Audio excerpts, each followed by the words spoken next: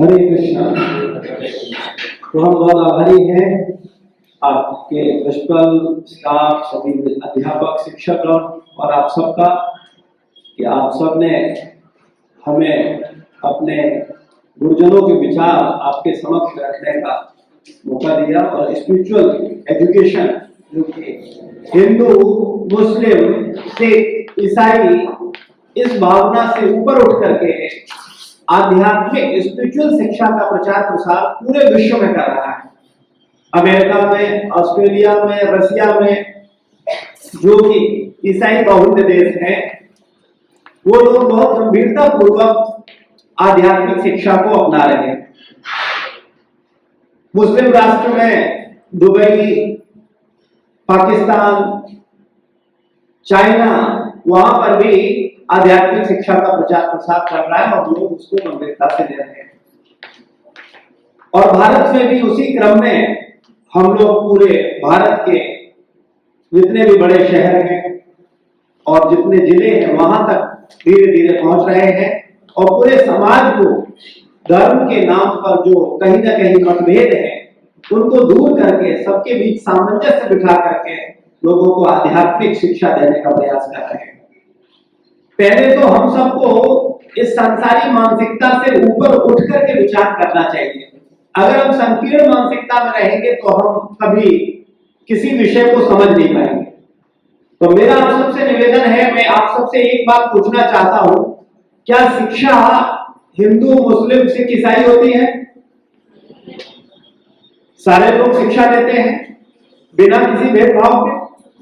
इसी प्रकार से आध्यात्मिक शिक्षा क्या हिंदू, मुस्लिम, सिख, ईसाई होती है? नहीं। आध्यात्मिक शिक्षा भी सबके लिए है। ऐसा नहीं है कि ये शिक्षा मेरे लिए है और वो शिक्षा आपके लिए है। गीता की शिक्षाएं सबके लिए है, बाइबल की शिक्षाएं सबके लिए है, कुरान की शिक्षाएं सबके लिए है। तो ये जो शिक्षा है वो सबके लिए है। लेकिन हाँ, शिक्षा का भी अपना एक स्तर होता है, लेवल होता है। शिक्षा शिक्षा होती है लेकिन शिक्षा का एक लेवल होता है। जैसे आप 5th क्लास में पढ़ते हो, वो भी क्या है? शिक्षा है या नहीं? और आप 12th में पढ़ते हो, वो भी शिक्षा है। और आप PhD करते हो, वो भी शिक्षा है। लेकिन शिक्षा के स्तर में भेद है। तो अलग अलग स्तर से अलग अलग तरह के लोगों को अलग अलग प्रकार से ईश्वर से जोड़ने के लिए ये आध्यात्मिक शिक्षा बनाई गई। आप किसी भी आध्यात्मिक शिक्षा में देखेंगे सारे पंथ एक स्वर में बोलते हैं कि एक सर्वोच्च सत्ता है, ईश्वर है, भगवान है, अल्लाह है, गॉड है और उसकी शरण हम सबको लेनी चाहिए, उसकी बात हम सबको माननी चाहिए। ठीक है। वर्तमान समय में हम लोग एजुकेशन, मैटेरियल एजुकेशन तो बहुत गंभीरता पूर्वक ले रहे हैं लेकिन आध्यात्मिक शिक्षा को समझ नहीं पा रहे हैं। तो वास्तविकता में आध्यात्मिक शिक्षा की क्या उतनी ही उपयोगिता है जितनी भौतिक शिक्षा की? तो मैं आप सबसे ये जानना चाहूंगा, आपका क्या विचार है? हैंड रेज करके हमको अपना विचार रखेंगे। कितने आप में से लोग ये बात मानते हैं कि भौतिक शिक्षा जितनी इंपॉर्टेंट है उतनी ही इंपॉर्टेंट आध्यात्मिक शिक्षा भी है? ये बात कितने लोग मानते हैं? ठीक है। और कितने लोग मानते हैं कि नहीं, भौतिक शिक्षा इंपॉर्टेंट है, आध्यात्मिक शिक्षा नहीं भी लो तो कोई फर्क नहीं पड़ता, लेकिन भौतिक शिक्षा नहीं लोगे तो जीवन खराब हो जाएगा? ऐसा कितने लोग मानते हैं? ठीक है। और ऐसा कितने लोग मानते हैं कि भौतिक शिक्षा नहीं भी लो तो कोई नुकसान नहीं है, लेकिन अगर आध्यात्मिक शिक्षा नहीं लोगे तो सब खराब हो जाएगा? ऐसा कितने लोग मानते हैं? बहुत अच्छा। ठीक है। तो तीनों विचार के लोग हैं। अभी हम लोग अब चर्चा करेंगे कि वास्तविकता में ये आध्यात्मिक शिक्षा है क्या, तब आप इसकी वैल्यू समझ पाएंगे। जब तक आप स्पिरिचुअल एजुकेशन को जानेंगे नहीं कि ये शिक्षा है क्या वाला। कई बार हम आध्यात्मिक शिक्षा को केवल कुछ प्रार्थनाओं तक सीमित कर देते हैं।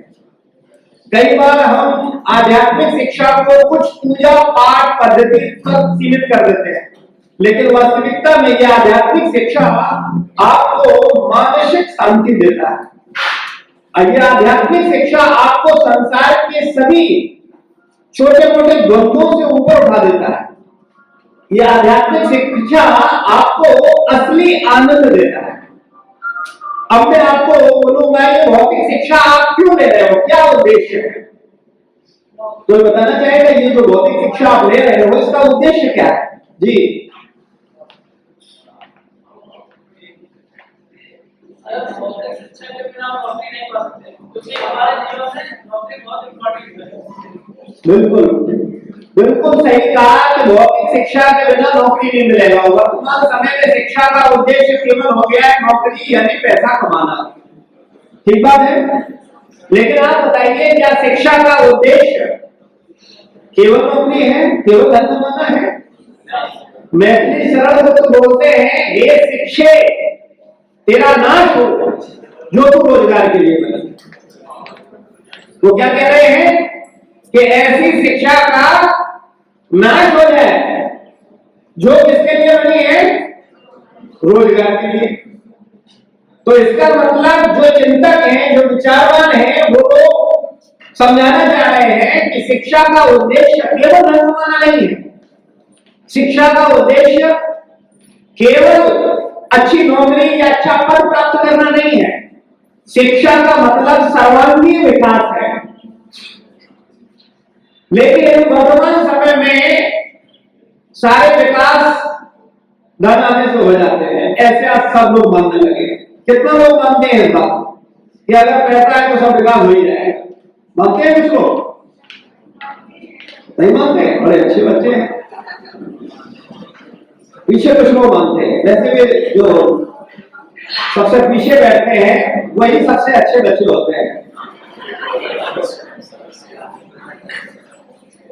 तो हम लोग चर्चा करेंगे कि वास्तविकता में ये जो शिक्षा है, ये आध्यात्मिक शिक्षा, ये क्या है, ये करती क्या है, इसकी इतनी वैल्यू क्यों है, और पूरा विश्व जब हम ये आध्यात्मिक शिक्षा देने जाते हैं पूरे विश्व में विभिन्न स्थानों पर, तो लोग इसको इतना गंभीरता से क्यों दे रहे हैं?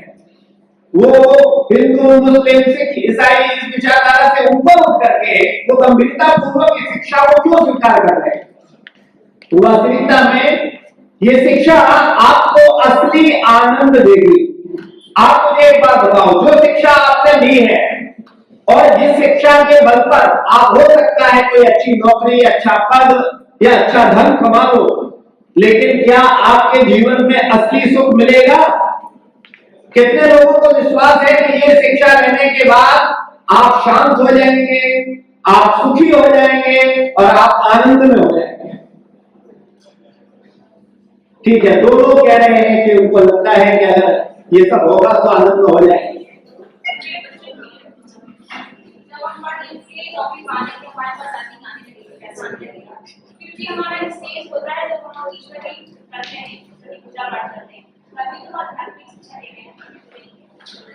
मतलब आपका कहना यह है आध्यात्मिक शिक्षा की जरूरत तब है जब हम पहले नौकरी पा लें, पहले हम स्टेब्लिश हो जाएं और उसके बाद हम आध्यात्मिक शिक्षा को भी प्राप्त करेंगे, उसमें उसको भी समझेंगे। ऐसा है क्या?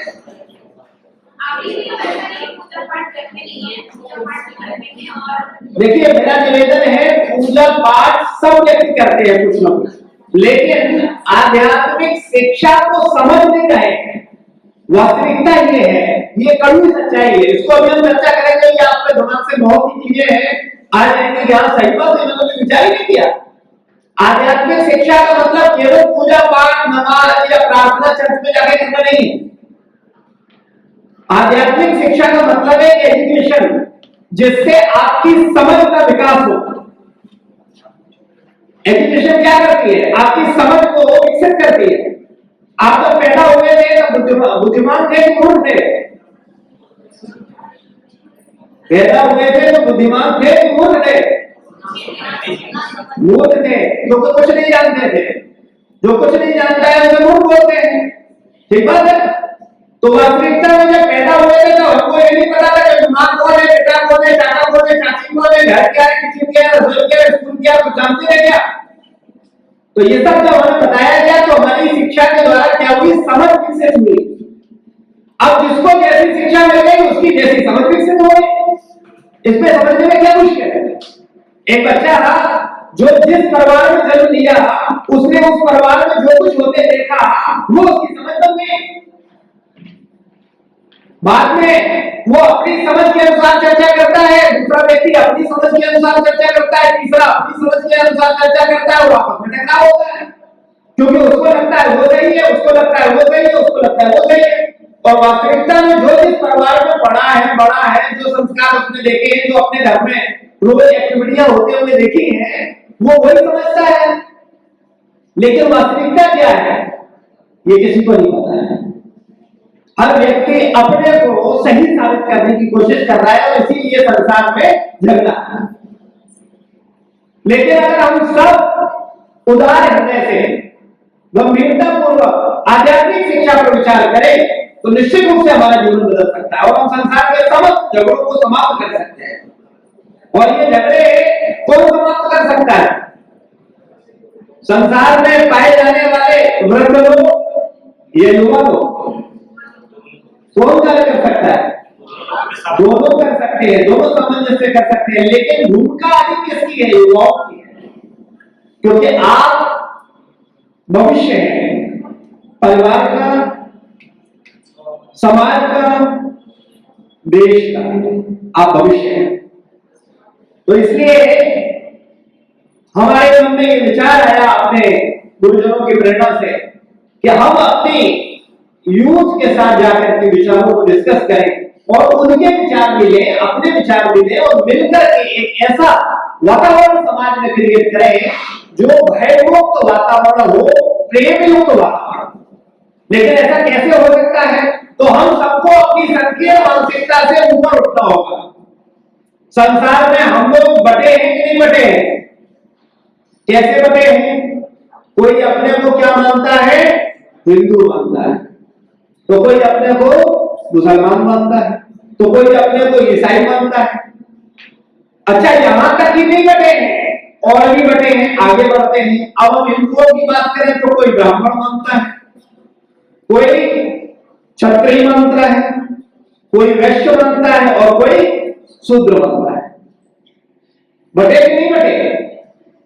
मुस्लिम धर्म की बात करें तो कोई शिया मानता है, कोई सुन्नी मानता है, और उनमें भी और अंदर वैरायटियां हैं। और अगर हम ईसाइयों की बात करें तो वो भी बटे हुए हैं।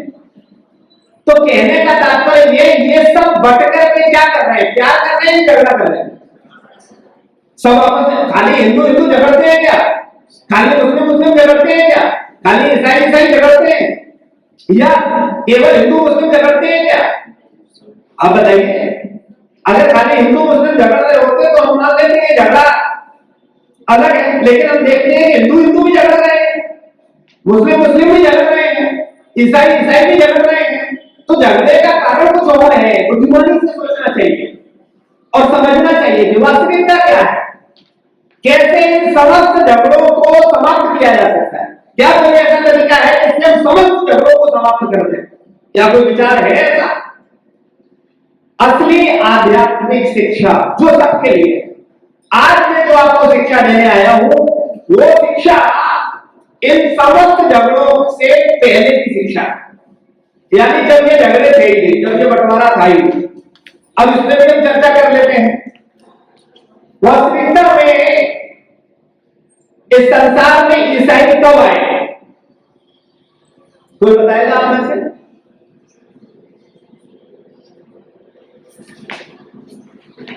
इस पूरे विश्व में ईसाई कब आए? अरे एक बड़ा सरल उत्तर है, जब बाइबल आई। बाइबल से पहले ईसाई थे या बाइबल के बाद ईसाई हुए? बाइबल के बाद, ठीक है ना? बाइबल कब आई? जी पीछे भी बताना चाहते हैं।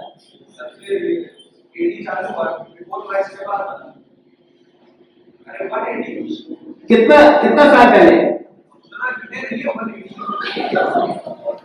आपकी आवाज मुझे स्पष्ट नहीं है।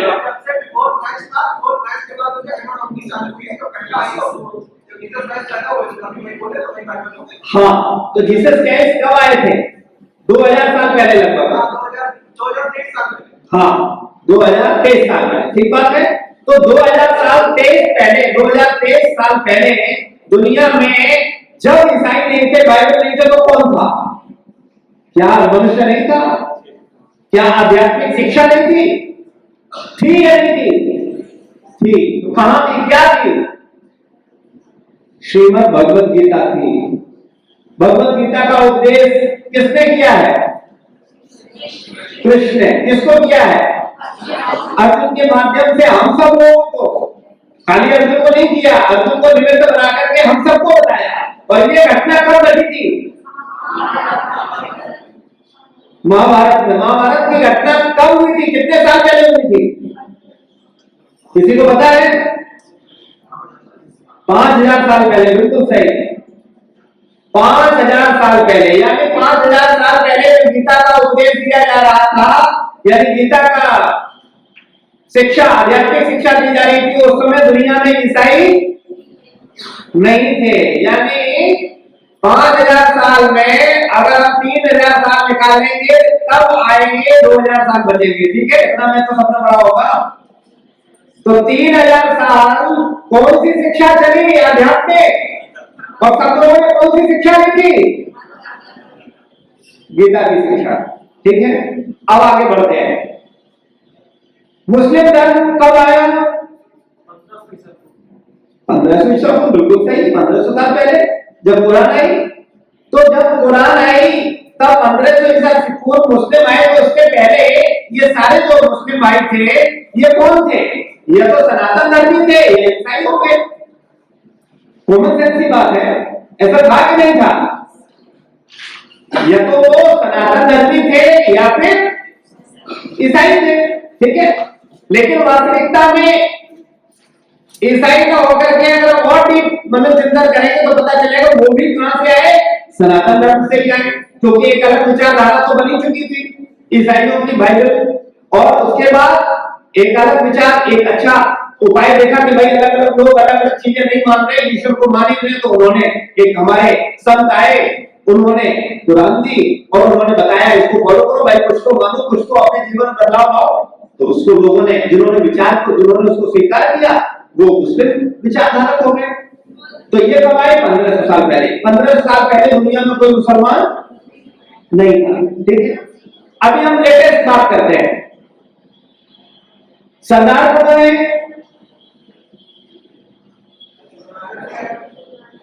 नानक जी आए, यानी 500 साल पहले। उन्होंने क्या दिया हमें? गुरु ग्रंथ साहब थी। तो जब गुरु ग्रंथ साहब आई तो फिर सरदार आए। तो 500 साल पहले ये सरदार कहां से आए? सनातन धर्म से आए। अगर आप गंभीरता पूर्वक बिना भेदभाव के अपनी बुद्धि को खोल करके विचार करेंगे तो आपको पता चलेगा कि बाइबल में जो शिक्षाएं हैं, कुरान में जो शिक्षाएं हैं और जो गुरु ग्रंथ साहब में शिक्षाएं हैं, उनसे और ज्यादा गहरी और ज्यादा गंभीर शिक्षाएं आपको श्रीमद् भगवत गीता सनातन ग्रंथ में मिलेगी। और ये भगवत गीता केवल हिंदुओं का है, ये बहुत बड़ी मूर्खता है। ये भगवत, कोई कहे मैं हिंदुओं का है, ठीक बात है, मैं सबका है और सब उससे लाभ लेते हैं। तो ऐसे ही ये गीता किसकी है? सबकी है। हिंदुओं का भी है, मुस्लिमों का भी है, ईसाइयों का भी है, मानवों का है। जो मानव है, जो मनुष्य है। हाँ, गीता पशुओं के लिए नहीं है, पशु नहीं समझ सकता गीता, पक्षी नहीं समझ सकता गीता, लेकिन ये गीता की शिक्षा किसके लिए है? मनुष्यों के लिए। तो इस गीता में ऐसा क्या है कि ये सबके लिए है, मानव जाति के लिए है? क्या ऐसा ज्ञान है जो ज्ञान अन्य जगह नहीं मिलता है? वो ज्ञान भी है। यहां तक कि अगर आप सिलेबस देखें तो अलग अलग धर्मों का धर्म ग्रंथ ही तो सिलेबस है। तो अगर आप देखें ईसाइयों का सिलेबस क्या है? बाइबल। मुस्लिम भाइयों का सिलेबस क्या है? कुरान।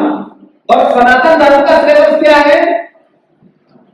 4 वेद, 18 पुराण, 108 उपनिषद और वेदांत संहिताएं, वेदांत सूत्र। यानी कितना विशाल है, कितना कुछ पढ़ने और जानने के लिए है, लेकिन कोई नहीं पढ़ रहा, कोई भी नहीं पढ़ रहा है। बुरा मत मानिए, ना ईसाई पढ़ रहे हैं, न मुस्लिम पढ़ रहे हैं, न हिंदू पढ़ रहे हैं। तो जब किसी को सही शिक्षा नहीं होगी तो झगड़ा होना स्वाभाविक है, हो गई होगा, क्योंकि किसी को कुछ पता नहीं है। जो जो समझ रहा है वो उसमें झगड़ता है, तो बोलना नहीं है। अच्छा, झगड़ा केवल वहीं तक सीमित हो तब भी ठीक है, वो हम जानते हैं तो कहां तक फैला हुआ है। इन समस्त झगड़ों को समाप्त किया जा सकता है केवल एक धर्म ग्रंथ को समझ करके, और वो क्या है? भगवत गीता। और इसमें 4 वेद, 18 पुराण, 108 उपनिषदों का क्या है? सार है। इसीलिए इस भगवत गीता को पूरा विश्व मानता है। और इस भगवत गीता की शिक्षा लेकर के ही हमारे आचार्य, हमारे परम गुरुदेव, हमारे गुरु के गुरु श्रील प्रभुपाद जी, जिनका जन्म कलकत्ता में हुआ था, वो पूरे विश्व में ये गीता का संदेश लेकर के गए। और जब इस गीता की चर्चा पूरे विश्व में की तो सारे लोग इसको, बुद्धिमान लोग, सहज स्वीकार कर रहे हैं। लेकिन मैं कुछ लोगों की बात नहीं करता। वो कुछ लोग हिंदू समाज में भी हैं, वो कुछ लोग मुस्लिम समाज में भी हैं, और वो कुछ लोग ईसाई समाज में भी हैं। वो नहीं सुनना चाहते। आप उनको कुछ भी समझाओ, वो सुनने और समझने को तैयार ही नहीं है। और ऐसी मानसिकता के लोग सब जगह सर्वत्र हैं।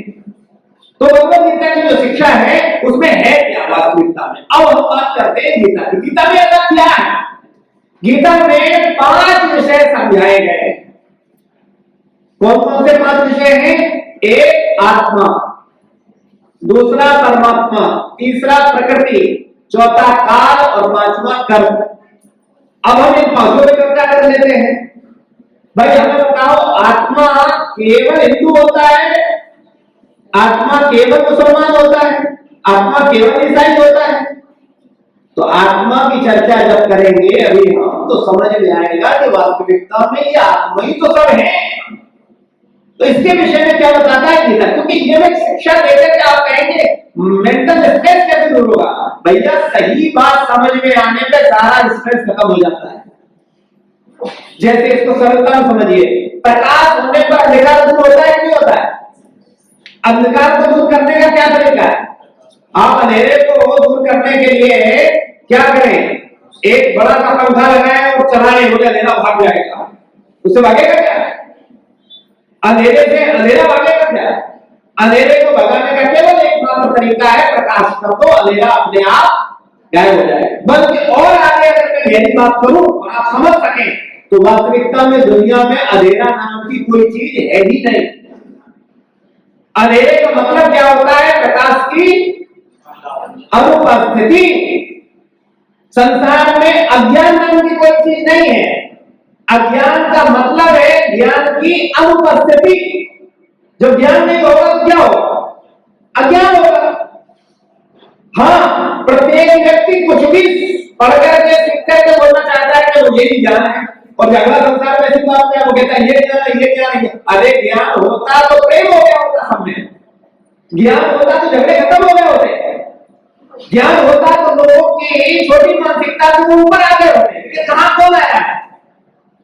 तो कृपया समझिए, हमें ज्ञान नहीं है। भले हम किसी भी पंथ को फॉलो करते हो, चाहे हिंदू पंथ को, चाहे मुस्लिम पंथ को, चाहे ईसाई पंथ को, चाहे अन्य किसी पंथ को, तो हमें समझना होगा गीता में क्या है। तो आत्मा सब है, परमात्मा सबके लिए है कि नहीं है?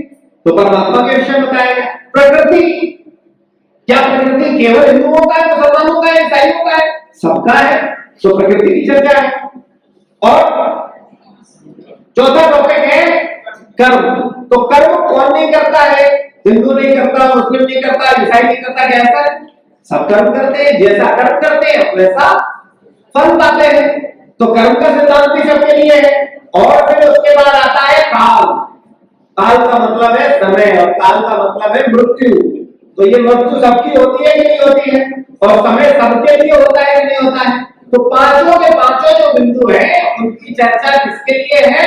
मानव मात्र के लिए। तो अब हम लोग गीता का केवल एक टॉपिक लेंगे, क्योंकि समय का अभाव है, बहुत सारी चर्चाएं हो नहीं सकती, लेकिन इतनी चर्चा नहीं होती तो हम समझ नहीं पाते कि वास्तविकता में हो क्या रहा है। ये कॉलेज में आकर के गीता और भक्ता बोलो भगवते वाले क्या है इसका पर्पज? तो इसलिए मैंने ये सारी बातें आपको थोड़ा सा क्लियर करी। अब हम आते हैं मूल मुद्दे पर, और वो है भगवत गीता का पहला टॉपिक, और वो है आत्मा। ठीक है, क्या है ये आत्मा? कोई आप में से जानता है? ये शब्द सुना है? कितने लोगों ने सुना है? ठीक है, इस आत्मा को अलग अलग नाम दिया गया। आत्मा, सनातन धर्म के विचार करने वाले, सनातन धर्म को स्वीकार करने वाले लोग क्या बोलते हैं? आत्मा। ईसाई धर्म को स्वीकार करने वाले लोग इस आत्मा को क्या बोलते हैं? सोल। और मुस्लिम धर्म के लोग इसको क्या बोलते हैं? रूह। ठीक है, कोई भेद नहीं है, एक ही शब्द, एक ही है, शब्द अलग अलग है लेकिन एक ही तत्व है। जैसे सूर्य एक है लेकिन अलग अलग स्थानों पर उसका नाम अलग अलग है। कहीं उसको सूरज बोलते हैं, कहीं सूर्य बोलते हैं, कहीं सन बोलते हैं, कहीं सांप बोलते हैं। तो ये है तो एक ही ना सूरज, तो सेम ऐसे। तो अब मैं बात करता हूं आपके विषय में। गीता की चर्चा बाद में करेंगे, थोड़ा आपके विषय में बात कर लेते हैं। आपको इस संसार में आए कितना समय हो गया? अपनी अपनी उम्र के हिसाब से, है ना, कितना समय हो गया? आपकी उम्र कितनी है? 20 साल। तो इस धरती पर आप कितने साल पहले आए? 20 साल पहले। इनका आंसर सही है। ये कह रहे हैं, मेरी बात को ध्यान से सुनो, आपस बात मत करो। आपने कहा कि मेरी उम्र 20 साल है। मैंने पूछा आप इस धरती पर कब आए? तो ये क्या बोल रहे हैं? 20 साल पहले। भैया सही बोल रहे हैं या गलत बोल रहे हैं? कितने लोग बोलते हैं सही बोल रहे हैं? हाथ खड़ा करें।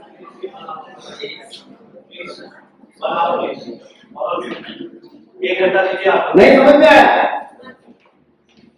कृपया ये सिर्फ जिसकी चर्चा कर रहे हैं ना, ये अगर थोड़ा भी माइंड डाइवर्ट हुआ तो विषय समझ में नहीं आएगा, उनको से बातें चली जाएगी। बहुत गंभीर विषय है और वास्तविकता में बहुत बुद्धिमान लोगों के लिए, ये मूर्खों का विषय नहीं है। मैं बड़ा स्पष्ट बोलता हूं, ये गंभीर लोगों का विषय है। ये तो सौभाग्य है हम लोगों का कि हमें गुरु कृपा से बड़ी आसानी से मिल रहा है, वरना लोग हिमालय को कहां भटकते हैं लेकिन उनको ये पता नहीं चलता। कई बार पात्रता के अभाव में कोई भी गंभीर चर्चा किया जाए तो उसका ज्यादा वैल्यू लोग नहीं कर पाते, उनको नॉलेज ही नहीं है।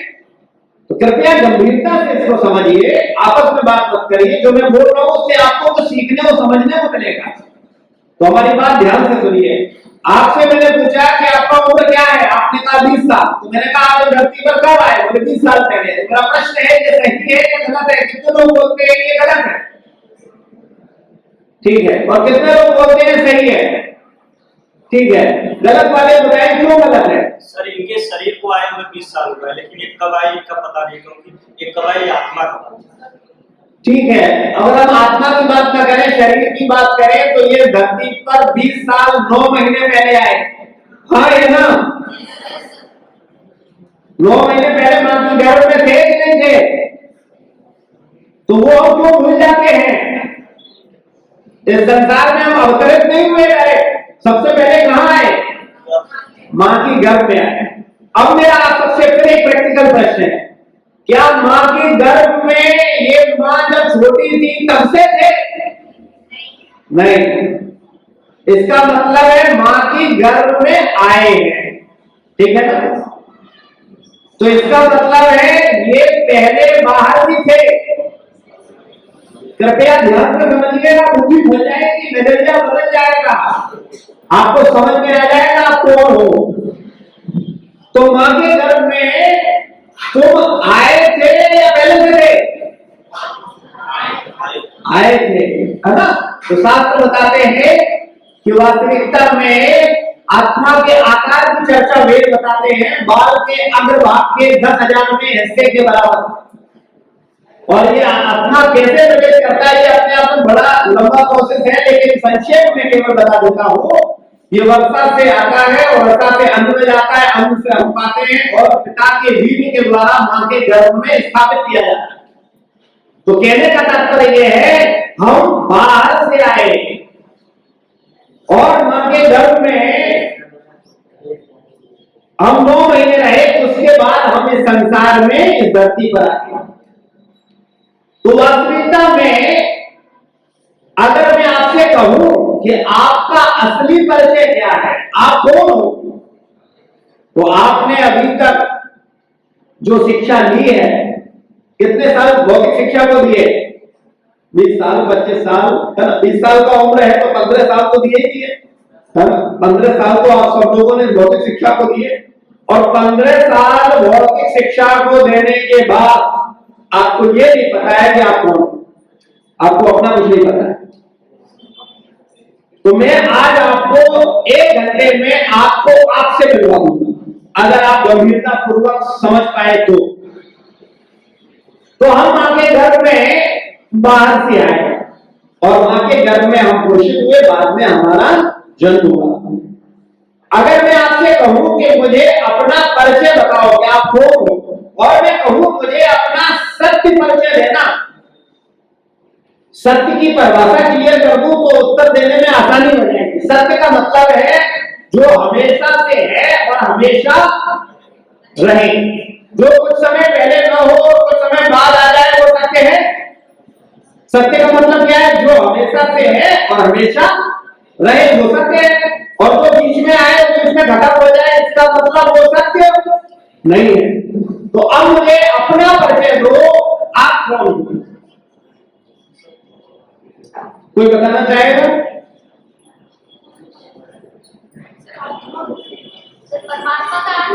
ठीक है, लेकिन अगर सांसारिक भाषा में और मैं अगर आधे घंटे पहले ही पूछता कि आप कौन हैं, तो आप क्या बोलते हैं?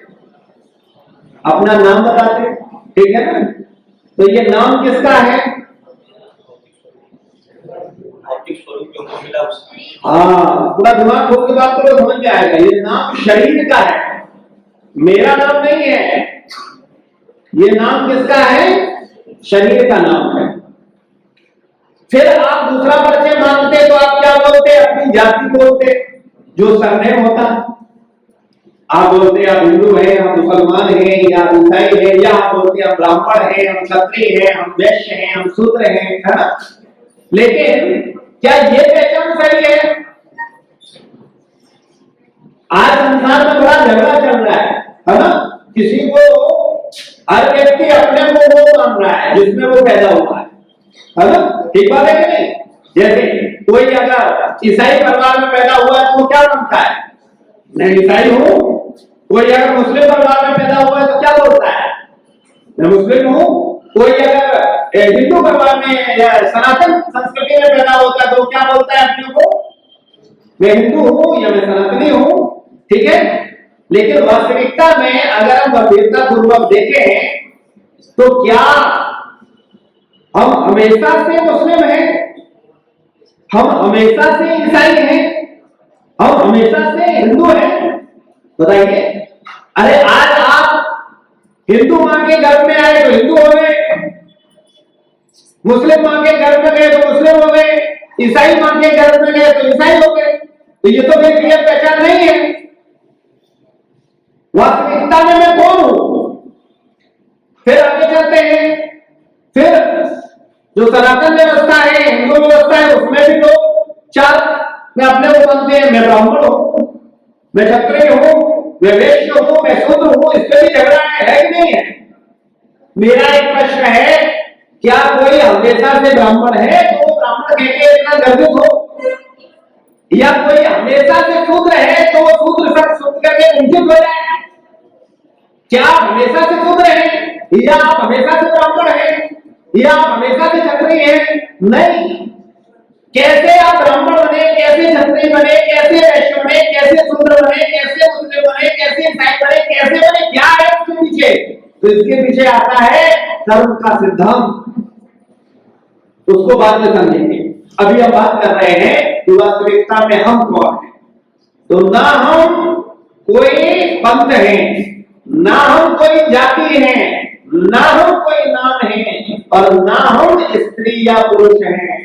हम भी कई बार हम सोचते हैं हम स्त्री हैं, कई बार सोचते हैं कि हम पुरुष हैं। क्या ये पहचान सही है? क्या आप हमेशा से पुरुष हो या हमेशा से स्त्री हो? अरे हमेशा छोड़ो, मां के गर्भ में क्या तुम पुरुष ही पैदा हुए थे? पहले क्या होता है, मटर का दाना थे, उसमें क्या उत्पन्न होती है? 9 क्षेत्र। भगवत गीता बताती है 9 दरवाजे 9 क्षेत्र। कौन कौन से 9 क्षेत्र? 2 आंख, 2 कान, 4, 2 नाक, कितना 6, मुंह कितना 7, मल निष्कासन इंद्रिय और मूत्र निष्कासन इंद्रिय, ये 9 क्षेत्र उत्पन्न होते हैं। और उस मटर के दाने का भी विकास होता है। फिर वो 3 महीने 2.5 महीने में स्त्री या पुरुष के शरीर में परिवर्तित होता है। लेकिन एक बात ध्यान दीजिए, जिस बच्चे का मृत्यु उस मटर के दाने में ही हो जाता है, उसका विकास नहीं होता है, फिर वो स्त्री या पुरुष के शरीर में परिवर्तित नहीं होता है। तो स्त्री या पुरुष के शरीर में परिवर्तित कौन हो रहा है?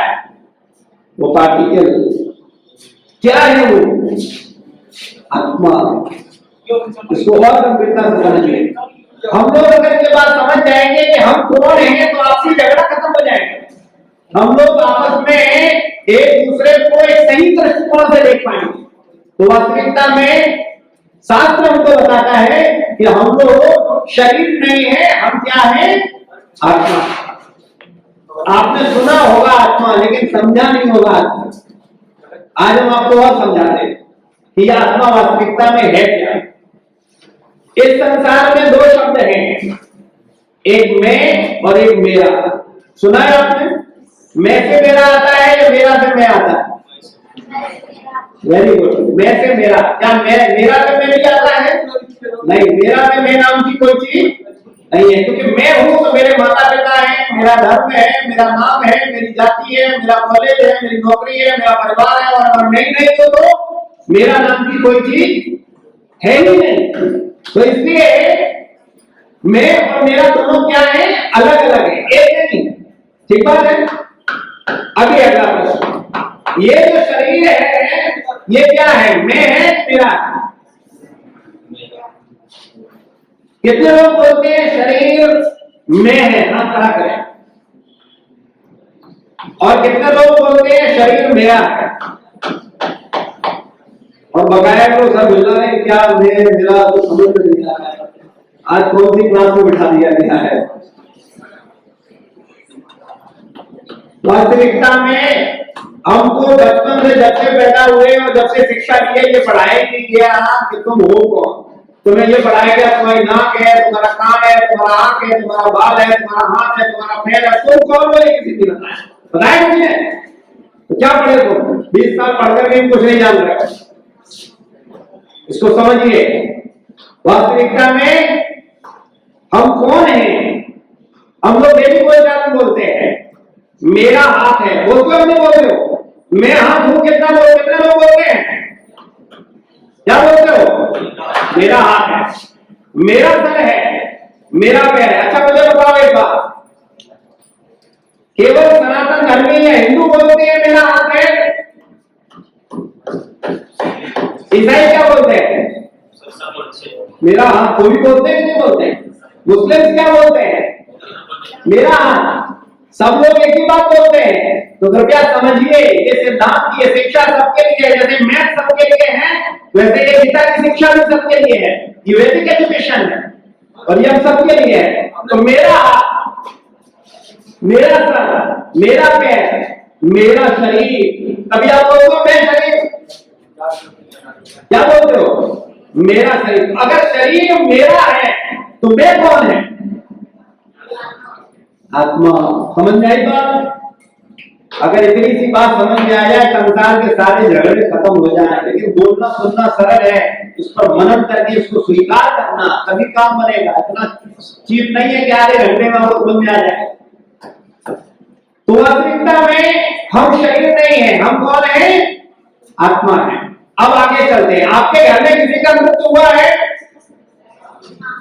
अच्छा, केवल ईसाइयों की यहाँ मृत्यु होती है,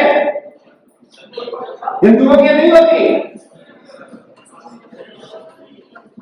मुसलमानों की यहाँ नहीं होती, सबके यहाँ होती है ना। तो जब मृत्यु होती है तो क्या बोलते हैं घर में? आपके डैडी चले गए, आपके अब्बू चले गए, आपके पिताजी चले गए, तीन ही शब्द तो सुनने में आते हैं। तो बच्चा प्रश्न कर सकता है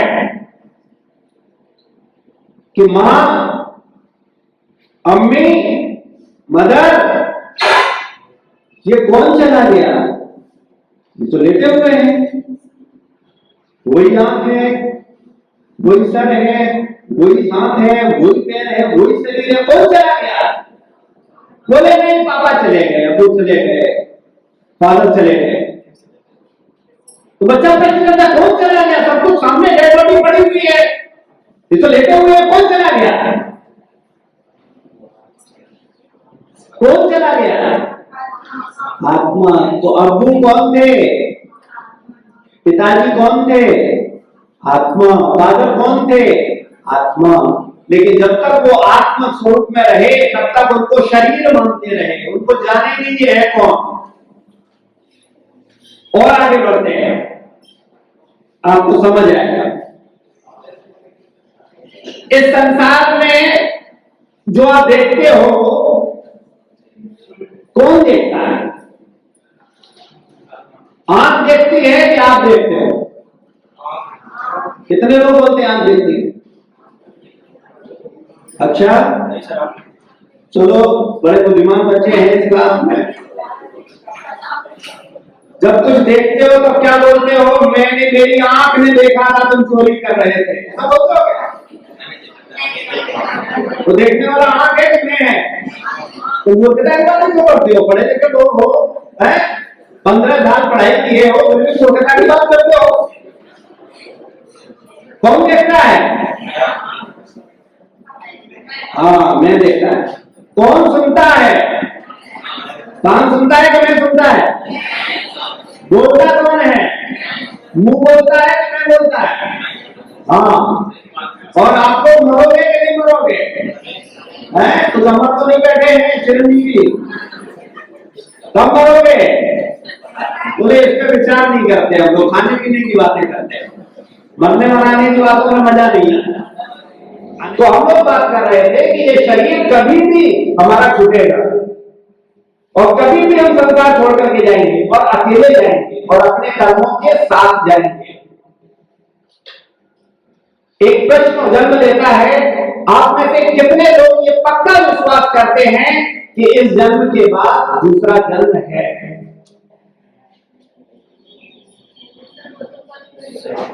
अभी चर्चा हुई है तो थोड़ा सा विचार आ रहा है, वरना बहुत उससे पहले अगर मैं आधे 2 घंटे पहले प्रश्न करता तो आप सब बोलते अगला जन्म नाम की कोई चीज नहीं है, हमने देखा नहीं, हमने जाना नहीं, हम मानते नहीं, कैसे है, क्या है, ठीक है। और अभी भी इतनी चर्चा करने के बावजूद भी बहुत से लोगों के मन में ये प्रश्न होता है किसने देखा, हम तो नहीं मानते अगला जन्म है, पिछला जन्म है, क्या है क्या नहीं है। तो वास्तविकता में विचार करो, ये जन्म और मृत्यु 2 घटनाएं कब से घट रही हैं? क्या 2020, 2010 कब से शुरू हुई है घटना? हमेशा से जन्म ले रहे हैं, हमेशा से लोग मर रहे हैं कि नहीं मर रहे हैं? अच्छा, केवल मनुष्यों में मर रहे हैं? पशु पक्षी कीट सब मर रहे हैं कि नहीं मर रहे?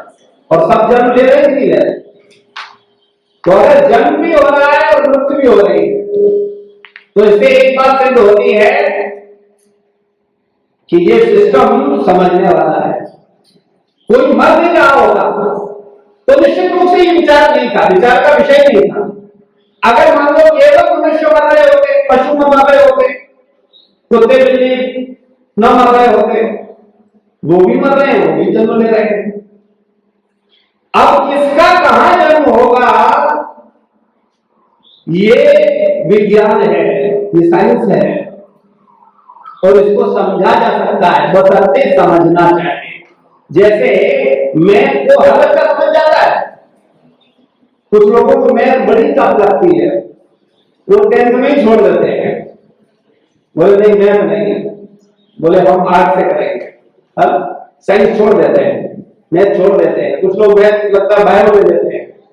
हर व्यक्ति को हर बात समझ में नहीं आती, क्योंकि जितना जिसमें समझ या विवेक होता है, आईक्यू होता है, उसी हिसाब से व्यक्ति चीजों को समझ पाता है। तो समझ वाली बात केवल इतनी सी मैं बताना चाहता हूं कि हमारा पूर्व जन्म भी था, ये जन्म भी है और अगला जन्म भी है। भाई हमने आपको बताया ये जन्म लिया, तो इससे पहले आप थे कि नहीं थे?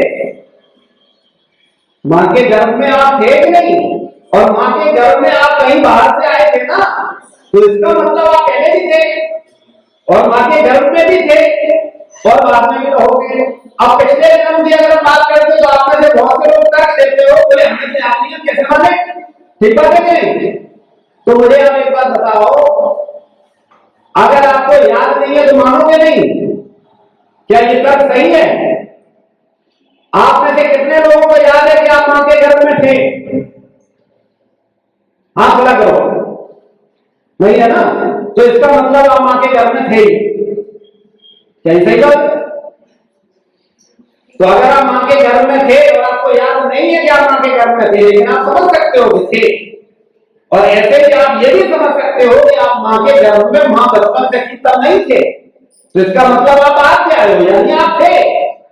अब किस फॉर्म में थे वो एक अलग प्रश्न है, उसको समझने के लिए बहुत डीप स्टडी करना होगा, उसका भी उत्तर जरूर और आप जान पाएंगे। और इस शरीर को छोड़ने के बाद भी आपका जन्म है, उसको भी क्लियर कर देते हैं। आप एक घटना बताओ, घट रही है कि नहीं घट रही है? कुछ लोग अरबपति के यहां जन्म ले रहे हैं, बिना मेहनत किए मरगढ़ी पर BMW से प्ले स्कूल में जा रहे हैं। कौन सी मेहनत की अभी उसने? न उसे EMI की चिंता है, न सर्विस की चिंता है, न खरीदने की चिंता है, मॉल में BMW से बैठ करके जा रहा है। और एक बच्चा भिखारी के घर में जन्म ले रहा है, पुल के नीचे, जहां उसको सुबह का भोजन मिल गया है और शाम के भोजन की कोई व्यवस्था नहीं है। क्या ये सही है कि नहीं है? ये घटना कब से घट रही है? हमेशा से। और कब तक घटेगी? हमेशा।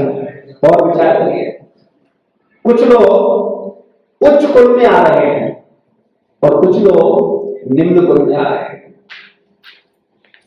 जन्म लेते ही एक विशेष सम्मान के हकदार बन रहे हैं और कुछ जन्म लेते ही विशेष सम्मान के हकदार नहीं बन पा रहे हैं, है ना?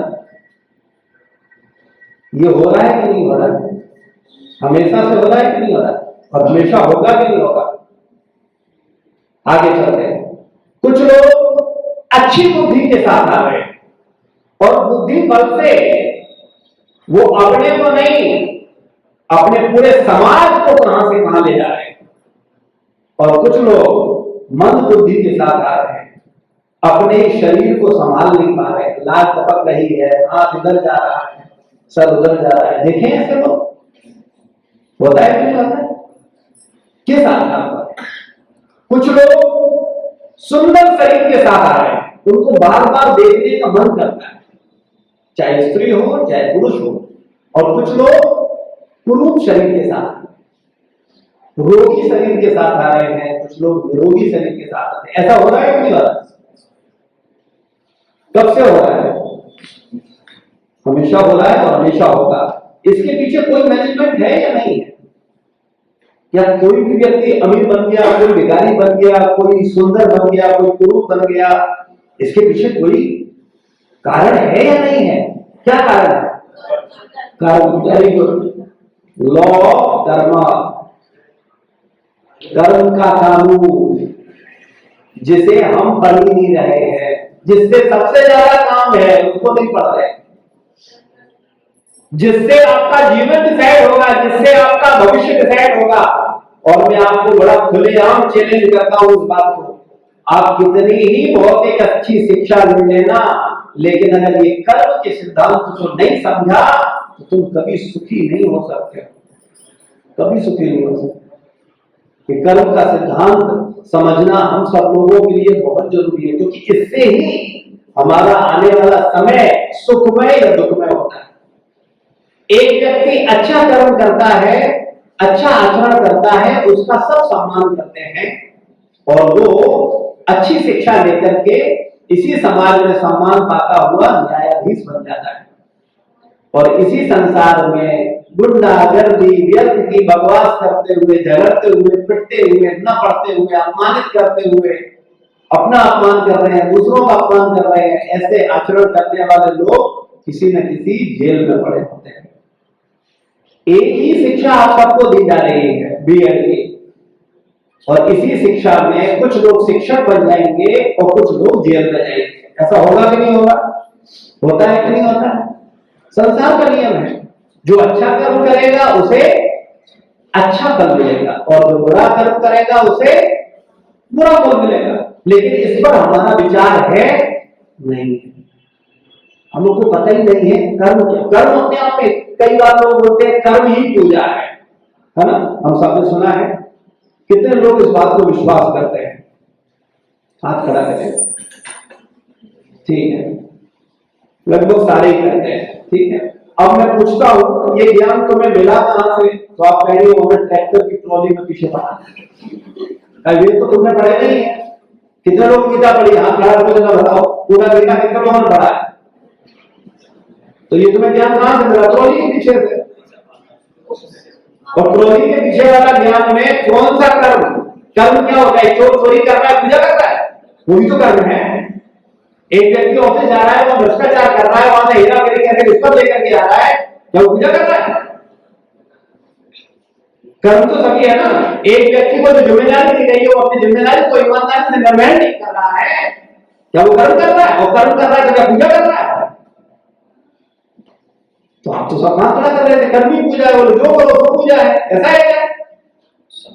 तो हर बात बड़ी गहरी है, हमको हर बात को बड़ा गंभीरता से और गहराई से समझना होगा, तब हम समझ पाएंगे। और समझ करके क्या किसी दूसरे पे एहसान नहीं करेंगे, अपने ऊपर एहसान करेंगे।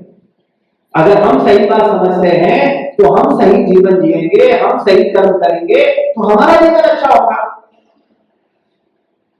तो समझ वाली बात केवल इतनी सी है कि हमें ये जानना है कि हम लोग जैसे कर्म करते हैं उसके परिणाम हमको मिलते हैं। तो इस जन्म में आज आप हो सकता है धनवान हो, लेकिन आप हमेशा के लिए धनवान नहीं हो। आज हो सकता है आप सुंदर हो, लेकिन आप हमेशा के लिए सुंदर नहीं हो। आज आप हो सकता है उच्च कुल में हो, लेकिन आप हमेशा के लिए उच्च कुल में नहीं हो। आप अगर इस जन्म में बुरे कर्म करोगे, सही कर्म नहीं करोगे, तो आपको निम्न कुल में जाना पड़ेगा। आपको कुरूप शरीर धारण करना पड़ेगा, मंद बुद्धि धारण करनी पड़ेगी, निर्धन परिवार धारण करना पड़ेगा। आपका जबरदस्ती नहीं चलेगा। आप मरने के बाद किसी मिनिस्टर से फोन नहीं करवा दोगे कि जरा फोन कर दो, मुझे कुत्ते के शरीर में नहीं जाना है। रोकोगे, जाना पड़ेगा भला, और जैसे शरीर में जाना पड़ेगा वैसा कार्य करना पड़ेगा। आज मन हो सकता है आपको बुरा करना हो, लेकिन कल आपको वही खाना पड़ेगा। कारण हमने जैसा कर्म किया है वैसा फल हमें भोगना पड़ेगा। लेकिन इसके प्रति हम लोग बिल्कुल जागरूक नहीं है। हमें नौकरी की चिंता है, हमको अपने अच्छे भविष्य की चिंता है। किसका भविष्य? मैं बुद्धिमान लोगों से पूछना चाहता हूं, आप पढ़े लिखे, आने वाले समय में आप शिक्षक बनोगे, शिक्षक बनोगे, आप शिक्षक की ट्रेनिंग दे रहे हो, कल आप टीचर बनोगे। मैं आप टीचरों से पूछ रहा हूं, भविष्य के टीचरों से पूछ रहा हूं, किसके भविष्य की चिंता कर रहे हो? अपने भविष्य की, अपने शरीर के भविष्य की? शरीर का भविष्य क्या है? कितने दिन के लिए है तुम्हारे पास ये शरीर? अरे सत्य क्या है बताओ ना। हमेशा के लिए है शरीर। तो जो हमेशा के लिए नहीं है उसके लिए डिप्रेशन में जा रहे हो। क्या होगा मेरा, क्या करियर होगा, क्या मेरी नौकरी लगेगी नहीं लगेगी, कैसे मेरा जीवन निर्वाह होगा, उसकी चिंता करे जा रहे हो। और कभी भी शरीर छोड़ देंगे और अपना ये शरीर छोड़ करके हम जिन योनियों में जा सकते हैं, इसकी कोई चिंता है नहीं, विचार ही नहीं है। क्यों? क्योंकि वो सीखे नहीं है। हमने इस शिक्षा को लिया ही नहीं। तो मेरा निवेदन है, ये गीता को पढ़िए, ये साधारण ग्रंथ नहीं है। एक बात और बोलना चाहूंगा, पूरे समाज में आपने देखा होगा लोग चालीसा पढ़ रहे हैं, आरती कर रहे हैं, कुछ न कुछ पूजा कर रहे हैं, गीता पढ़ने वाला दुर्लभ होता है। बताओ अपने समाज में कितने परिचित चाचा चाऊ रिश्ते में कितने लोग हैं जो गीता पढ़ रहे हैं और समझ रहे हैं? ना के बराबर लोग हैं, क्योंकि हम आध्यात्मिक शिक्षा को शिक्षा की तरह लेते ही नहीं है। हम तो बस ये कहते हैं 2 आरती कर लो, 1-2 चालीसा पढ़ लो और बस मैंने भी पूजा की, अगरबत्ती लगाई, दीपक रखा, हो गया। लेकिन जब तक हम शिक्षा को नहीं लेंगे तब तक वास्तविकता में उसका लाभ हमें नहीं मिलेगा। तो मेरा निवेदन है, ये आध्यात्मिक शिक्षा आपको तनाव मुक्त करती है, आपको अपने कर्मों के प्रति जिम्मेदार बनाती है। आप अगर किसी को ठगते हो, हम लोग कई बार लोगों को चीट करते हैं कि नहीं करते हैं, ठीक है? तो जब हम चीट करते हैं तो हम किसे ठगते हैं? सामने वाले को क्या अपने को? हम किसी को ठगते हैं तो किसे ठगते हैं? क्या विचार है आप? सामने वाले को ठगता हुआ प्रतीत होता है, लेकिन हम ठगते अपने को हैं, क्योंकि हम अपना गलत कर्म क्रिएट कर रहे हैं और हम जैसा करेंगे वैसा हम ही भोगेंगे। आप बताओ, हर व्यक्ति की स्थिति अलग है कि नहीं है? कारण एक ही घर में एक ही माता पिता के 4 पुत्र होते हैं, चारों बराबर सुखी होते हैं। क्या माता पिता नहीं चाहता मेरे चारों के चारों पुत्र बराबर सुखी होते हैं क्या? क्यों नहीं होते? चारों के कर्म अलग अलग होते हैं। कर्म किस किस से होता है? मन से, वचन से, शरीर से। ये सब साइंस है, तर्क के आधार पर, कुछ कपोल कथाएं नहीं है, माइथोलॉजी नहीं है। माइथोलॉजी पर भी चर्चा करें तो आपको समझ में आएगा, जो कुछ हम पढ़ रहे हैं ये सब माइथोलॉजी है, और सिद्ध कर दूंगा आप सबके सामने। और जो शिक्षा की चर्चा हम लोग कर रहे हैं ये मूल शिक्षा है, वास्तविक शिक्षा। इस शिक्षा से चरित्र का निर्माण होता है, हर व्यक्ति अपने कर्म के प्रति जिम्मेदार बनता है। एक अच्छा, जब शास्त्र को समझने वाले, पालन करने वाले लोग होते थे तब कौन सा युग होता था? सतयुग। धर्मपरायण लोग होते थे, उनका चरित्र अलग होता था। जैसा एक सीधा सिद्धांत, जैसा कि हमने एक चर्चा किया, हम लोग अज्ञानता के कारण दुखी हैं। आज वर्तमान समय में आप एक बात बताओ, जैसे हमारा शास्त्र वचन है कि अपनी पत्नी के अलावा अन्य सारी स्त्रियों को माता भाव से देखो, ये शास्त्र का वचन है। अगर इस वचन का पालन सब करने लगे तो संसार स्वर्ग जैसा बनेगा कि नहीं? भाई बहन तो हमारी भी है, माँ हमारी भी है। अगर हमारी माँ को कोई छेड़े, हमारी बहन को छेड़े तो हमें अच्छा लगेगा? कोई हमारी माँ को, हमारी बहन को घुमाए, अच्छा लगेगा? बोले नहीं, हमें नहीं अच्छा लगेगा। फिर तुम किसी की तो घुमा रहे हो, उस पर विचार नहीं है। तो कारण केवल इतना ही है ना, क्योंकि हम अपने कर्मों के प्रति जिम्मेदार नहीं है और ये हमें शिक्षा नहीं मिल रहा है। अगर ये हमें शिक्षा मिले, बचपन से ये भावनाएं दी जाएं, तो निश्चित रूप से समाज एक अलग होगा। लेकिन उसमें ये शिक्षाएं देनी पड़ेगी, बचपन से देना पड़ेगा। आज आप बताओ, संसार में हम लोग आदर्श पुत्र हैं, आदर्श पुत्री हैं, क्यों नहीं है? क्योंकि हमें वो शिक्षाएं नहीं मिल रही, वो वातावरण नहीं मिल रहा है। तो इसलिए हम सबको समझना होगा कि वास्तविकता में आध्यात्मिक शिक्षा हमारे जीवन के लिए बहुत जरूरी है और ये मनुष्य जीवन में ही ली जा सकती है और किसी शरीर में नहीं। तो ये जो चर्चा है, ये आधे पौन घंटे में मैं आपको कुछ बता नहीं सकता। मैं तो केवल आपको संकेत मात्र करने आया था कि आप समझें कि मनुष्य जीवन बड़ा दुर्लभ है। बड़े भाग मानुष तन पावा, ये कितने लोगों ने सुना है? तो सुना है, इस पर विचार नहीं किया कि बड़े भाग मानुष तन बोला गया है तो बड़ा बिल्डिंग बना लो, बड़ी नौकरी कर लो, बड़ा पैसा कमा लो, इसलिए बड़ा भाग। बड़ा भाग का मतलब है अपने को जानो और ऐसे कर्म करो जिससे आप इस जीवन में भी सुखी रहो और आपके संपर्क में जो है वो सुखी रहे। हम लोगों को अगर सही बात को सही तरीके से समझेंगे तो निश्चित रूप से हमारा जीवन बदल सकता है। तो ये शिक्षा हम रेगुलर चर्चा का विषय है। इसके लिए केवल हफ्ते में 1 घंटे का समय अगर आप देंगे तो निश्चित रूप से आप आध्यात्मिक शिक्षा को प्राप्त कर पाएंगे। और ये शिक्षा बिल्कुल निःशुल्क है, शुरू से लेकर के लास्ट तक इसका कोई शुल्क नहीं है। और एक चीज ध्यान रखिए, जितनी चीजें निःशुल्क होती हैं वो अनमोल होती है। आध्यात्मिक शिक्षा अनमोल है, उसकी कोई कीमत नहीं है, हम उसकी कीमत नहीं लगा सकते। तो ये गीता की शिक्षा ऑनलाइन हम चर्चा कर रहे हैं। पूरे विश्व से लोग जुड़ते हैं, यूएस से लोग जुड़ते हैं, दुबई से लोग जुड़ते हैं, रांची से जुड़ते हैं, पूरे भारत के अलग अलग स्थानों से लोग जुड़ते हैं।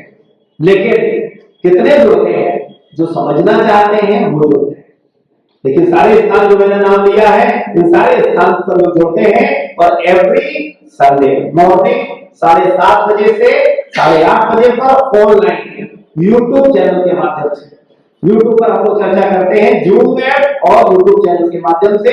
उस पे लोगों को ये शिक्षा हम देना चाहते हैं क्यों समाज में शांति आए, लोग अपने कर्मों के प्रति उत्तरदायी बने।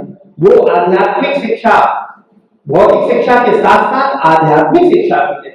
आप जो शिक्षा ले रहे हैं इस शिक्षा को बहुत गंभीरता पूर्वक लेना है, क्योंकि इस शिक्षा की वर्तमान समय में आवश्यकता है। हम इसे इग्नोर नहीं करते, हम इसको कम वैल्यू है ऐसा नहीं बोलते। हम ये जरूर बोलते हैं कि इससे ज्यादा वैल्यू हमारी आध्यात्मिक शिक्षा की है। और वो दिए बिना हम सुखी नहीं हो सकते, हम पवित्र नहीं हो सकते, हम एक अच्छा जीवन नहीं जी सकते। तो मेरा निवेदन है कि आप सब लोग यूट्यूब चैनल के माध्यम से अगर इसको सुनेंगे तो आप अपने ही घरों में, कहीं आपको आने जाने की भी आवश्यकता नहीं, बस डायरी पेन लेकर के अपने घरों में बैठ जाइए। और हमारे नाम से इसका चैनल है अपरमेय श्याम दास, यूट्यूब पे आप डालेंगे तो मिलेगा। आपको इन ग्रुप से जोड़ देंगे जो लोग इंटरेस्टेड होंगे, जो चाहते हैं। क्योंकि हमने एक मुहिम चलाई है, हम पूरे लखनऊ के जितने बुद्धिजीवी वर्ग हैं उन सबको जोड़ करके एक दिशा देंगे, एक मार्ग देंगे जो कि सही मार्ग है। और उसको चल के हम सब मिलके ये समाज में जो विषमताएं हैं, जो धर्म के पीछे लड़ाइयां हैं, जो उतार चढ़ाव की झगड़े हैं, इन सबसे लोगों को ऊपर उठा करके हम सबके बीच में प्रेम का स्थापना कर सकें। और ये मेरे अकेले से नहीं होगा, हम सब, अगर आप सब साथ दोगे तो हम मिल करके एक अच्छे समाज की रचना कर सकते हैं। और उसमें सबका कल्याण होगा। श्री प्रभुपाद की जय, गुरु महाराज की जय, समस्त भक्त वृंद की जय। किसी का कोई प्रश्न है, कोई जिज्ञासा है, ये सब कोई पूछ सकता है जी। सर जैसे बिहार में अर्जुन ने जो है बहुत लोगों का वध किया था, अर्जुन ने कई लोगों का वध किया था, अपने ही परिवार के लोगों को जी मारा था, तो उनको उनके कर्मों का फल क्यों नहीं मिला? हाँ वेरी गुड, बहुत अच्छा प्रश्न है आपका। प्रश्न है कि अर्जुन ने इतने मर्डर किए, उनको उनका फल क्यों नहीं मिला? इसको उत्तर समझ लो। अर्जुन ने अपनी मनमर्जी से, अपनी इच्छा के लिए मर्डर नहीं किया। जैसे अभी चीन और भारत का युद्ध हो जाए और हमारा भारतीय सैनिक हजारों चीनी सैनिकों को मार दे, उसे सजा मिलेगी या मेडल मिलेगा?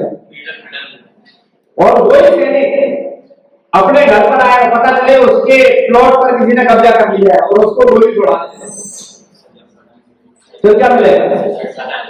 सजा हो जाएगी। समझ में आ गया? अर्जुन ने जो युद्ध किया था, अर्जुन कह रहा था भीख मांग करके रहने के, तुम्हारे चाचा ससुर गुरुजन ससुर परिवार के लोग हैं, इनको मार करके हम क्यों जी, क्या फायदा? तो वो अपने आप में गहरा प्रश्न है। लेकिन ये समझ लीजिए कि उसको सजा क्यों नहीं हुई, क्योंकि उसने धर्म के लिए, सही और गलत के लिए, देखो सनातन धर्म ये शिक्षा देता है, तुम्हारा सगा भाई क्यों न हो, तुम्हारा पिता ही क्यों न हो, तुम्हारा गुरु ही क्यों न हो, अगर गलत है तो सजा का हकदार। यही खूबसूरती है सनातन धर्म की।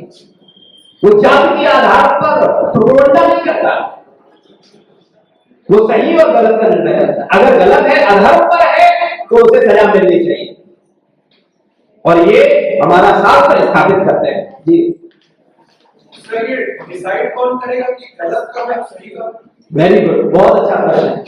क्योंकि हर व्यक्ति के मन में ये प्रश्न होता है, मेरे समझ से ये सही है और मेरे समझ से ये गलत है। कुछ लोगों की नजर से शराब पीना बुरी बात है और कुछ लोगों की नजर से नहीं, बहुत अच्छा है, छोटा सिंपल है। तो ये कैसे कौन डिसाइड करेगा? बहुत अच्छा, बहुत प्रैक्टिकल प्रश्न है। वास्तविकता में जिसने ये संसार बनाया है, जिसने जन्नत बनाई, जिसने दोजख बनाया, जिसने स्वर्ग बनाया, जिसने नरक बनाया, वो डिसाइड करेगा क्या सही है और क्या गलत है। और उनको जब हम पढ़ेंगे, जानेंगे, तो हमें समझ में आएगा हाँ ये सही है, ये गलत है। जी सर, उस टाइम तो मान लीजिए अर्जुन के पास श्री कृष्ण थे, तो उन्होंने बता दिया कि आप इनका बंद कर लीजिए कि सही है या गलत, तो हमें कौन बताएगा कि? वेरी गुड, बहुत अच्छा प्रश्न है, तार्किक प्रश्न है। ये प्रश्न यूएस में भी पूछा था हमारे परम गुरुदेव श्रील प्रभुपाद जी से, जिन्होंने इस्कॉन की स्थापना करी थी। उन्होंने पूछा कि उस समय तो भगवान थे विद्यमान, उन्होंने बता दिया अर्जुन को, अब मुझे कौन बताएगा? तो प्रभुपाद जी उत्तर देते हैं कि वास्तविकता में अगर गीता को पढ़ोगे तो पता चलेगा अर्जुन को भगवान ने ये ज्ञान देना शुरू नहीं किया। आप सोचो अर्जुन से भगवान का क्या रिश्ता था? बुआ के लड़के थे, जीसस आए थे, मित्र थे, पूरे जीवन साथ रहे, चर्चा नहीं करी इतने इंपॉर्टेंट टॉपिक पर। युद्ध है आमने सामने, वहां चर्चा हो रही है, ऐसा क्या हो गया? भाई आप बताओ, इतनी गहरी बात, इतना गहरा ज्ञान वो समय था देने का, पहले क्यों नहीं दिया? क्यों नहीं दिया? क्योंकि अर्जुन भगवान से बुआ का भाई का संबंध मानता था, मित्र का मानता था। तो जब आप किसी को भाई मानते हो, मित्र मानते हो, तो उसकी बात सुनने के मूड में नहीं होते। अभी आपका मित्र कुछ आपको समझाए, आप उससे बहस करोगे, या आप किसी मित्र को समझाओ वो आपसे बहस करेगा, क्योंकि वो मित्र का संबंध है ना। लेकिन जब गुरु शिष्य का संबंध होता है, फिर आप बहस नहीं करते, फिर आप सुनते हो। जैसे आपके टीचर हैं, आपके अध्यापक हैं, वो जब यहाँ से बताने आते हैं, फिर आप बहस नहीं करते, फिर आप सुनते हो। तो ऐसे ही जब युद्ध होने वाला था, तब अर्जुन भगवान से बोलता है कि मुझे समझ में नहीं आ रहा, मैं क्या करूं क्या नहीं करूं। मुझे तो लगता है भीख मांग करके रह लूं, इनसे युद्ध न करूं, और अपना धनुष रख देता है और भगवान की शरण लेता है। भगवान से बोलता है कि आप मेरे गुरु हो, मुझे मार्गदर्शन करो, मुझे बताओ। तो जब अर्जुन बोलता है कि आप मेरे गुरु हो, तब भगवान उसको उपदेश देना शुरू करते हैं। तो प्रभुपाद जी बोलते हैं जिस प्रकार से अर्जुन अपने गुरु कृष्ण से लाभ ले रहा है, उन्हीं कृष्ण गुरु से चली आने वाली गुरु शिष्य परंपरा, कृष्ण के शिष्य ब्रह्मा जी, ब्रह्मा के शिष्य नारद जी, नारद के शिष्य व्यास जी, व्यास के शिष्य, नीचे पूरी परंपरा है। चैतन्य महाप्रभु, रूप गोस्वामी, नीचे पूरा परंपरा, भक्ति सिद्धांत सरस्वती महाराज, उनके शिष्य प्रभुपाद जी। इस तरीके से ये परंपरा के माध्यम से जो गुरु परंपरा में आ रहे हैं, उन गुरु से जाकर के अगर शिष्य पूछेगा तो वही बात सुनने का मौका मिलेगा जो कृष्ण से अर्जुन को मिला था। तो वर्तमान समय में जो स्पिरिचुअल प्रमाणित परंपरा के गुरु हैं, कोई भी स्वयंभू गुरु नहीं। गुरु अपने आप में बड़ा गहरा शब्द है, ऐसा नहीं आजकल हर जगह को गुरु बने हुए हैं। ये गुरु भी एक धंधा हो गया है, फैशन हो गया है, उससे काम नहीं चलेगा। जो वास्तव में प्रमाणित परंपरा के गुरु हैं, जो तत्वज्ञानी हैं, उन गुरु की शरण लेकर के व्यक्ति वर्तमान समय में भी वही नाम ले सकता है जो भगवान की उपस्थिति में लिया। नेक्स्ट प्रश्न आप व्यक्तिगत पूछ लेना, फिर और लोग रह जाएंगे। जी जी आगे रामायण की दो चौपाइयां में कोई है वह जो राम रच रखा, वो कर कर पढ़ावे सखा, और एक है कर्म प्रधान विश्व रच रखा, जो जस करे फस चलो वैसा बचेगा। तो मतलब दोनों बातें सही है, दोनों सही है। अगर राम के अनुसार जो उन्होंने कह दिया है वैसा ही होगा, तो फिर कर्म में कैसे मतलब तो पहले उन्होंने डिसाइड कर दिया ना। नहीं, आप इसे समझिए, दोनों बातें अलग। जैसे भगवान ने क्या डिसाइड किया तो आप क्या डिसाइड करोगे, और जो आपने डिसाइड किया है वही भगवान डिसाइड करते हैं, क्योंकि भगवान हमसे बहुत प्रेम करते हैं। बैठिए, देखो आपके हाथ में है, आप भिखारी घर में जन्म लो, निर्धन बनो, अमीर बनो, बुद्धिमान बनो या मंदबुद्धि बनो, ये आपके हाथ में है। ये कर्म के हाथ में है, वर्तमान कर्म के हाथ में है नहीं, पूर्व कर्म के हाथ में। यानी भगवान देता है, भगवान की व्यवस्था देती है। आप निर्धन परिवार में जाओगे, आप अमीर परिवार में जाओगे, आप उच्च कुल में जाओगे, आप निम्न कुल में जाओगे, ठीक है ना। किस आधार पर? हमने जो पूर्व जन्म में कर्म किए है ना, उसके आधार पर। तो भगवान क्या करते, भगवान की व्यवस्था क्या करती है, व्यक्ति के कर्म के हिसाब से उसको डिसाइड करती है। अरे इस संसार में भी देखो ना, ये जो सरकार है ये डिसाइड करती है ना किसको जेल में डालना है और किसको न्यायाधीश बनाना है, किस आधार पर? देखने में भले ही सब कुछ सरकार कर रही हो, लेकिन कोई तो आधार है ना। व्यक्ति जैसा कर्म करेगा उसे वैसा फल मिलेगा। तो दोनों बातें ठीक है, सरकार भी व्यवस्था करती है लेकिन डिसाइड हम करते हैं। आप जैसा कर्म करोगे आपको वैसा, आप जेल में जाना चाहते कर्म करोगे सरकार जेल में डालेगी सरकार ही, आप नहीं जाओगे। ऐसे ही करेंगे सब भगवान और भगवान की व्यवस्था, लेकिन किस आधार पर? जैसे आप कर्म करोगे। ठीक बात है? और कोई प्रश्न? कोई और प्रश्न भगवान को लेकर के, अपने आप को लेकर के, किसी भी प्रकार का कोई प्रश्न? ठीक है, धन्यवाद। श्री प्रभुपाद की जय, गुरु महाराज की जय, समस्त भक्त की जय, बहुत